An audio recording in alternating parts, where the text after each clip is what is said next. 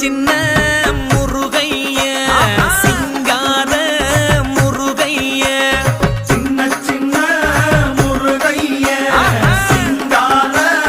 முருகைய கொஞ்சி கொஞ்சி தமிழ் பேசும் செந்தில் வடிவேலனவ கொஞ்சி கொஞ்சி தமிழ் பேசும் செந்தில் வடிவேலனவ சின்ன சின்ன முருகைய சிங்கார முருகைய கொஞ்சி கொஞ்சி